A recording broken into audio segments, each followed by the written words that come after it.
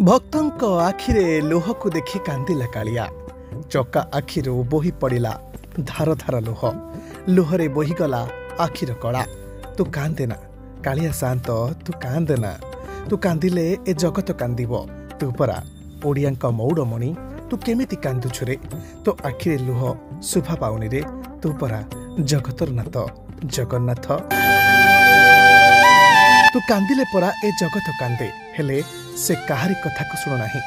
आखिर बोही जाउछि धार धार लुह। आखिर कजल बोही आसी मुहरे नेसी होई जाउछि। भक्तर दुख को देखि आज सही पारुनी भक्तर ठाकुर। स्नान यात्रा रे भक्तों बाहर को छुटई आसिछंती चतुर्धा मूर्ति। स्नान बेदी रे बसी कोटि कोटि भक्तों को दर्शन देउछंती। चतुर्धा मूर्ति सिना बसिछंती किंतु केवल कांदुछि कालिया। ना बड़ भाई बलभद्र कांदुछंती, ना भौणी सुभद्रा। केवल कालिया कजले नेसी होई जाइछि।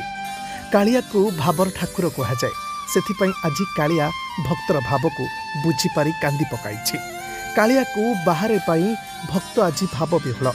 कालियार पाद तले सबु दुख को उजाड़ी पकाइछंती भक्त माने।